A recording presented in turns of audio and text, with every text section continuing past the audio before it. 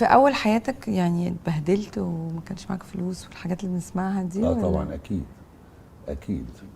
يعني بس ما اتبهدلتش. اه لان وحشه البهدله، كلمه اتبهدلت دي. لا لا لا انا ابدا، مش رزله انا وحشه ولا عارفة. حاجه، لا اطلاقا. اه.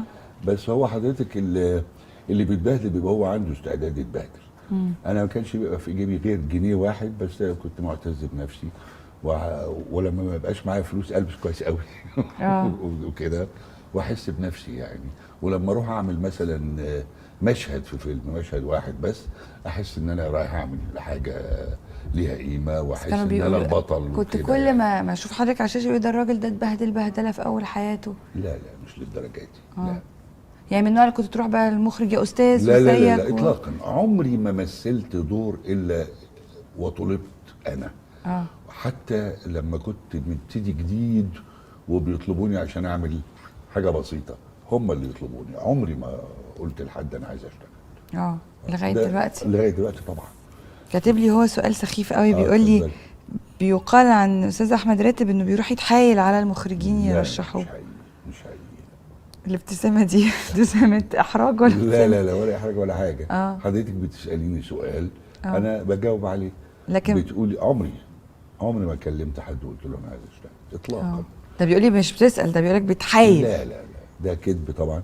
انا زي ما تقولي على طول انا بيطلبوني من وانا بقول لك بعمل مشهد واحد في فيلم، هم اللي بيكلموني امال ليه وهم اللي ليه بيطلبوني. مثلا اجر حضرتك ما وصلش زي حسن حسني زي الناس دي؟ لا لا اجري كويس الحمد لله. بس مش زي الناس دي يعني الله انا ما اعرفش هم ايه، بس انا مش انا هقول بقى كويس. عشان الضرايب بس. لا لا انا كويس ومستور وزي الفل، مفيش حاجه خالص. زي احمد الهواري هيوديني في داهيه لانه كاتب ان حضرتك بتعاني من مشكلات ماديه لا رهيبه. اطلاقا اطلاقا. شوفي انا عمري ما اشتغلت الا لما طلبوني، وده نعمه من عند ربنا. وعمري ما يعني حسيت بضائقه ماليه، ودي برضو نعمه من عند ربنا. انا قلوق بس.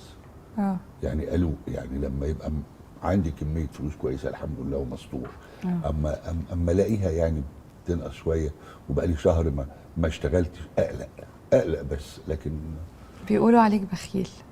آه مش بخيل، انا كريم جدا جدا جدا في بيتي.